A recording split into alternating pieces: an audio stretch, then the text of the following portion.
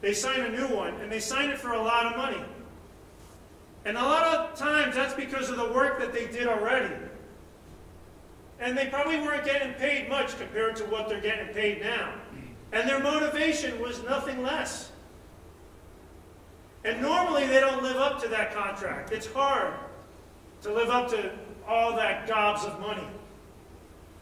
And so what I'm trying to tell you is if I'm looking at key roads for employee engagement, motivation or money or the chrono is not one of them. It's part of the equation, but keep that in mind. It's not the whole thing. Road number 2, teamwork. Have you worked on some good teams? When you work on some good teams, you can do magic. Have you worked on some bad teams? See, I didn't know that you can use the word shit here. Kevin did it like 3 times. So if you work on some shitty teams, how is that? Demoralizing. When you work on some magical teams, it's endless, the possibilities of what you can do together. Projects, things that you're rolling out, it just happens. Regardless of whether it's in the office, at home, volunteer organizations. Teamwork's amazing. Look at the team that put together this conference. Sophie, Dagfin, Torre, Christina, Sigma. How much do you think they were getting paid for this? 0. So money wasn't motivating them to do this. They did a hell of a job, didn't they?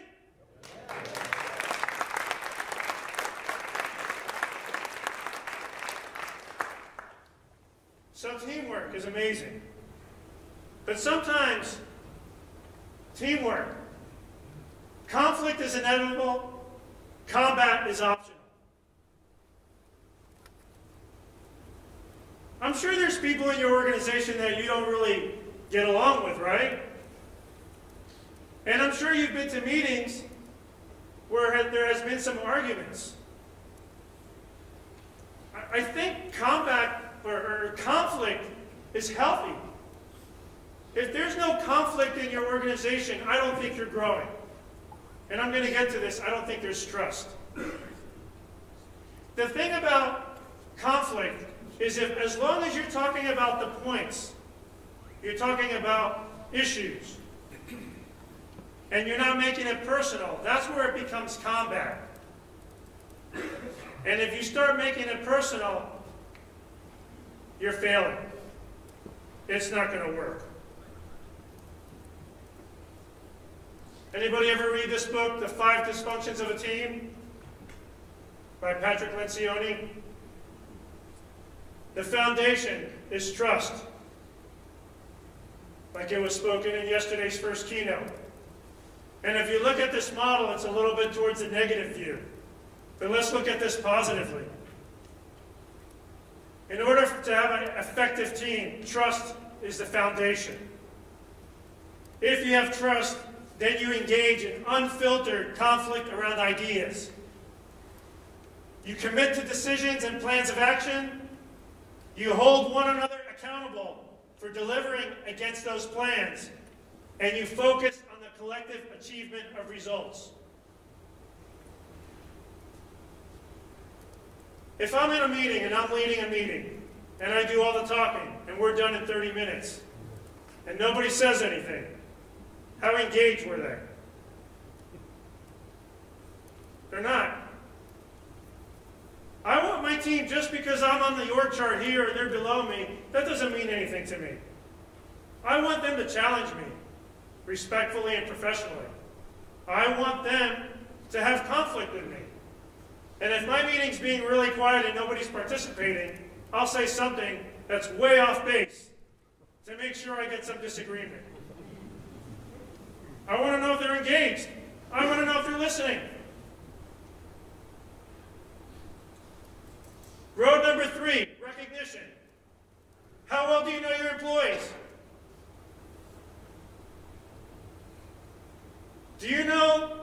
your employee's spouse's name? You do. Every one of them? That's awesome. I don't. I need to practice what I preach. I have 30 people reporting to me. And little by little, I have to get to know them. And I'm going to show you how I did that. But how do you think it makes them feel when you know about their family, their kids' names? How many people have you met in this conference? 2 minutes later, you forget their name when you've been introduced to them. That happens? And what happens if they remember your name and during the conversation, they say your name several times? How does that make you feel? Shitty? No. It makes you feel like you need to engage and you have to learn their names. You have to learn about their hobbies. One question we ask during our interview process is, what's your hobbies? We just want to know a little bit about them. You're with these people for more than 8 hours a day. You're probably with them more than you are with your family. I'd rather work with people that I get along with. I'd rather work with people that I have similar interests, but I know that won't happen all the time. What values do they have? Do they like to be recognized publicly or privately? And you're here at this conference now. You still checking emails? You're still doing some work? But what happens if you have people reporting to you? Why not ask one of them to cover for you? It's like a stretch goal. Christy mentioned it in an earlier session today about superheroes and that they gather all this knowledge and they don't share it. If you're here and you're leading a team, this is a perfect opportunity for you to give them some more responsibilities. Have them stretch. Have them learn. So here's a little template that I stole from someone in our organization on how to get to know our employees better. You ask them their name, what's their job title, when they were born, how many kids they have, pets, their favorite movie or band, song, what they like to do on weekends, and something maybe that you don't know about them. So I took this and I had everybody on my team fill this out. And then after that, we had team meetings, and we can't have them all at the same time because then nobody would be there to answer the phone. And then we go ahead and I had each and every one of them talk a little bit about this template that they filled out. And then I had them go back to their cubicle and I have them put it up on their cubicle. So why do you think I did this? That's another question. Are you engaged? Learn information about them. You know what it is? For me, it's a conversation starter. I am learning about each individual and what their likes are. And now, if they have a similar movie that they enjoy, I have something to go up and talk to them about. Not only that, a lot of times people will walk into our area, they don't really know who's there. They hear the voice, and maybe when they start talking to them, they realize, oh, who it is. But at first, we didn't even have any name tags on the cubicles. It's like, well, who's who? So we did this, and it allows other people to now start having conversations. Another exercise you can do is do this same form and remove the name on the top. And then have them guess who's who. That's another exercise you can do. I don't know if these PowerPoint slide decks are shared after this conference. If you want this, leave me your business card. I'll email it to you. Recognition. Has your manager ever asked how he or she can show appreciation towards you? Your manager or your boss has asked you? Yes? No? No. Not for me. Not my boss. I know this is being recorded, so I need to be careful. But he hasn't. It's interesting. I'm in my third different role at the University of Miami, and my former boss used to bring bagels the first Friday of every month. And that was his way of showing us how he appreciated us. But then he had us fill out a survey, because he asked, how do I show my appreciation towards you? What is it that you would like me to do? And he had about 15 people reporting to him. How many people do you think put on that form that they felt appreciated when he brought bagels? 0. No one assumed that they were being appreciated like that. He wouldn't say anything. He would just have them in his office. People would walk by. Before, I used to think, okay, well, you know what? Let me buy pizza for my team to show them I appreciate them. And then putting this presentation together, there's a saying in America, you need to eat your own dog food. Meaning that you need to practice what you preach. You need to do what you say. So I asked them, how can I appreciate you? How would it show that you're of value to me, to our team? One individual just said, say thanks. Another one said, I really like it when other people ask me for help. It shows that they think that I'm knowledgeable.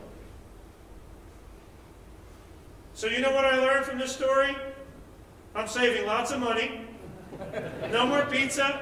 No more bagels. I talk to them and I ask them questions. I ask them, what is it that you like? How can I show that I appreciate you? So how well do you know your team? Here's a little comic strip. The best choice for Employee of the Month is, congratulations to Alice for being our Employee of the Month. You get to use my parking spot near the entrance for the rest of the month. Alice goes, I take public transit to work. The boss goes, you also get to take the rest of today off. Alice goes, it's already 5 o'clock, and you said I need to finish my project by tomorrow morning. And you get to have pizza with me. And then Alice goes, well, I'm on a bleep, bleep, bleep, blah, blah, blah, low-carb diet. And the boss goes back to his office, and he goes, I nailed it. Well, did he? How's that for public recognition? Did he embarrass himself? Don't you think it's important to learn about your people? Just the littlest things. You know, other ways that we show how we appreciate our team, and I'll get to that. But what are you doing to recognize your own employees? I hope you're doing something. Empowerment. You definitely want to show them. Here's a couple things you can do to recognize your top performers. Maybe movie tickets. Imagine if I went out to the parking lot and for 20 bucks my car was washed.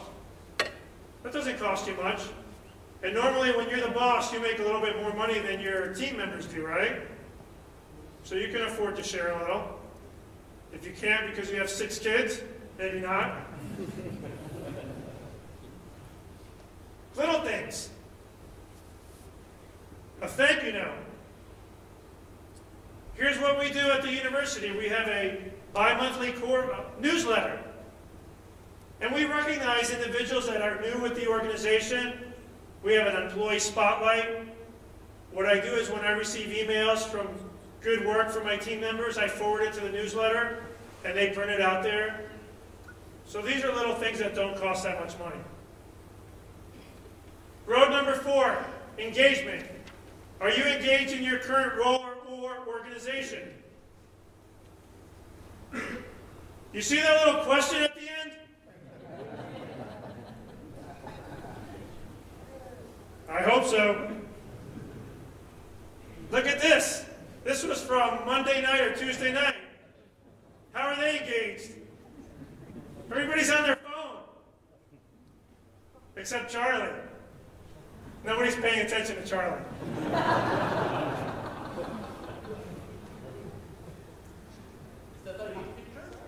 I'm sorry? No, it's real. Yes. Dude, you weren't supposed to share that. There's a lot of pictures we haven't shared.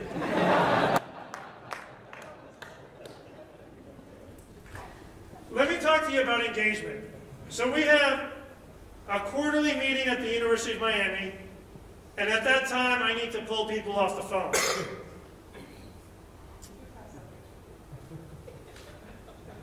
Okay. We're not going to talk about this right now. Pay attention to me. We have a quarterly meeting, and I can't get everybody to go because I need to have the phones answered. So I sent a couple people, and this meeting was between 2 and 4 o'clock. Well, there are people that go to lunch between 2 and 4 o'clock. So not only did I have a couple people at the meeting, these guys went to lunch. And I came back the next day, and I looked at my stats. My abandon rate, much higher. My average speed to answer, much higher. And I walk out to the area where they're all sitting. And I said, hey, I need to talk to you. And here's how I started. I have failed you. I have failed you. We had this meeting yesterday, and you guys all went to lunch at your normal time. You didn't think about anybody but you. You didn't think about the rest of the team and the rest of the organization. And for that, our abandon rate sucked. I'm not mad at you. I'm sharing this with you because I want to teach you a lesson. As a leader, I failed. I need you to recognize other things besides just your own job. Because I hope one day when you're leading and you have people reporting to you, I hope the same thing doesn't happen. You're going to want people on your team to be engaged. You're going to want them to come up to you and say, hey, Eddie, what do we do about lunch? How should we schedule it? Those are the type of team members you want. And so now, before every meeting, I just say, schedule your lunches. I learned from that. I learn more from my failures than I do from my successes.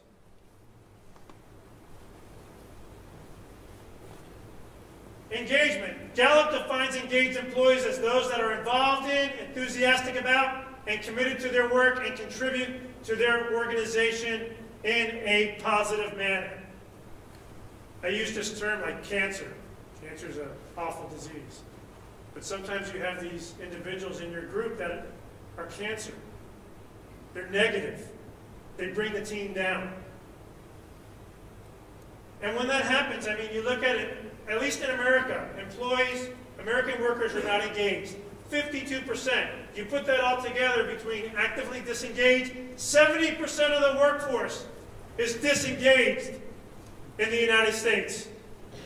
They're less likely to be productive, and look how much it's costing, between $450 to $550 billion each year.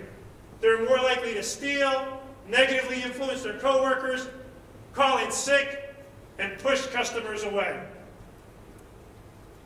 That's not good. Have you heard of the Gallup Q12? The first question I went over a little bit earlier. I know, well actually I did, but I know what is expected of me at work.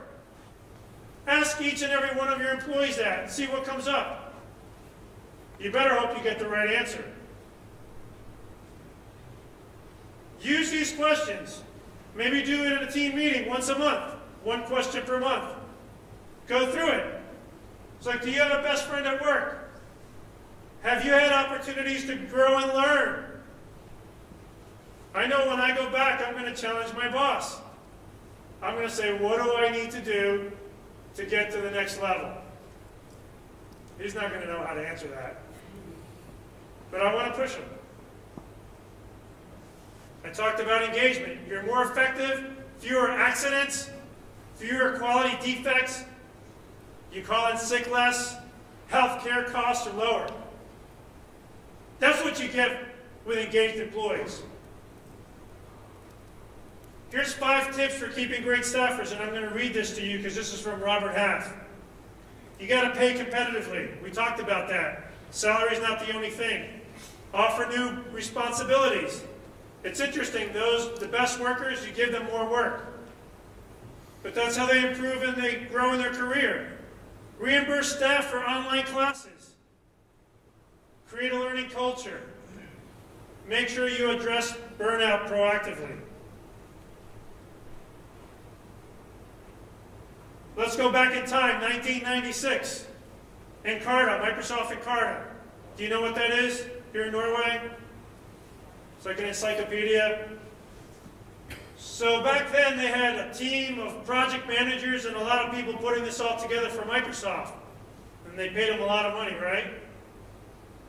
And if I told you back in 1996, oh, in 2015, people are going to do that for free. What would you think of me back then? I'm crazy. I'm crazy. But what's happening today? Why are these people doing this for free? Why is this committee putting together this conference? Because they're engaged. Those are the type of people you want on your team. This is from the carrot and stick principle. I'll leave this on here. But basically it talks about percentages and what some traits are for being very engaged, moderately engaged, or actively disengaged. Here's what we do at the University of Miami. We provide a stipend of $200 to go and get a certification, to buy some books, to do an online class. We have 600 employees in the IT department, so that's a lot of money. Now, if I had to guess, I don't think everybody's taking advantage of that. Another thing we do is we give polo shirts out, and we've done a picnic, an annual picnic for all employees. Little things like that you can do to continue the engagement in your team. Road number 5, appreciation. We all like to be appreciated, right? So I did some research. What's this first picture of? Amanda, what is that?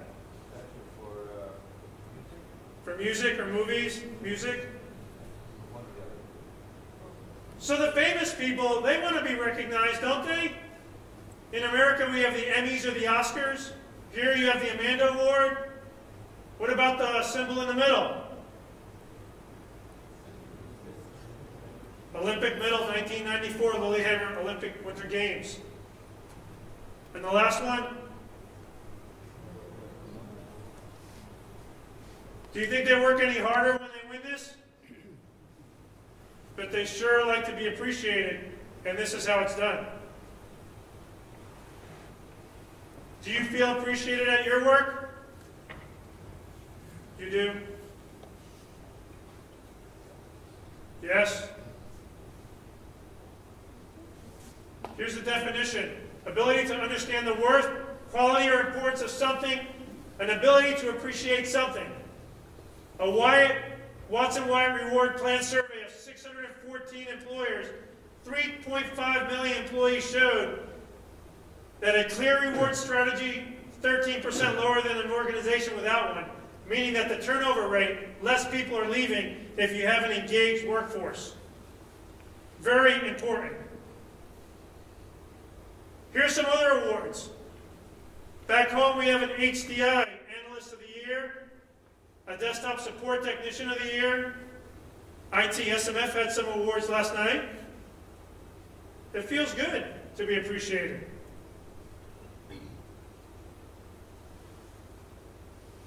One of the things I participated in is you have this recognition program for the desktop, the analysts. Because a lot of times, they don't really get recognized too often. So in the United States, HDI has this conference, and you have to elect or nominate someone on your team. And imagine if you run a service desk or you run an organization and you nominate one of your employees for something. That's going to make them feel good. So I was able to read a few of those nominations, and here are a couple quotes. The person said, leadership through her actions. One of the quotes was, I want to know. I want everybody on my team to have that attitude. I want to know. Or when I call a service desk, I hope XYZ person answers it. I'm sure you feel the same way when you call. Oh boy. So at the service bazaar, what do we do? Without slides? I could do that. No, I can't.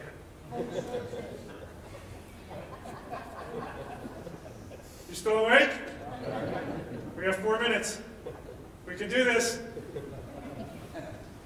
Here's some other things that I saw on some of those nominations from managers.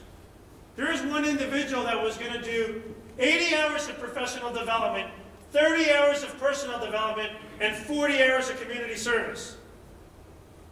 That's amazing. I want people on my team, I don't want them to come in between 9 to 5 and just do their work. I want them engaged in our organization or in the community, have some passion, do something. Because I'm going to get better producers. I don't know if I'm going to pronounce this correctly, but I'm going to try. And I enjoy sports, and I like to use sports analogies. And here are the two of the most decorated individuals in Olympic sports history. Marie Bjorgen and Ali Eleanor Bjorgen-Tallinn. Close?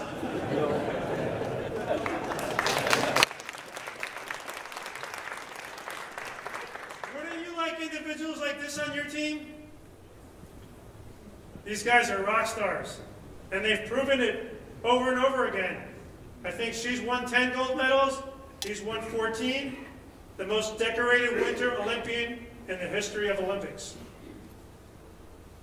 That's the type of people you want on your team. I like to be appreciated. This was at the Fusion 14 conference. I was in shock. I won the President's Award. I still don't know why.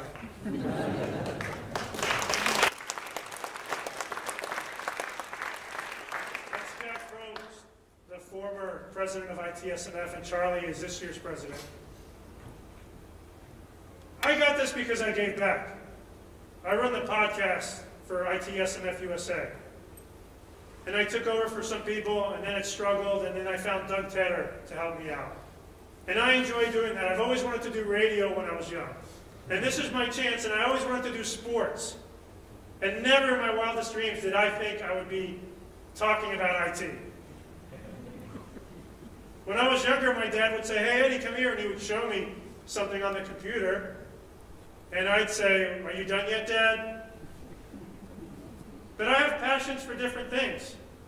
I love process. I love building teams. I love leading people and mentoring them. And this award is because of all that hard work. Just like Sigma Marie got one yesterday. It was like a Lifetime Achievement Award or a Hall of Fame Award. She did that because it comes from inside. So these are a couple resources, but before I wrap this up, the theme of this conference is idle 9 to 5. Right? Am I at the right conference? Are you engaged? Yes. Are you just pushing yourself between 9 to 5?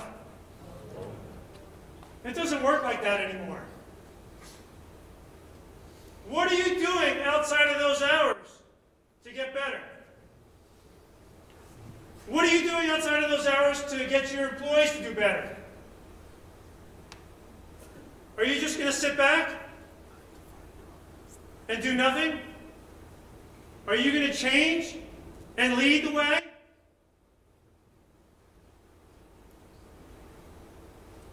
I ask again, what are you going to do about it? And I always use this question. Are you in? Or are you out? Because if you're in, I want you on my team. Thank you.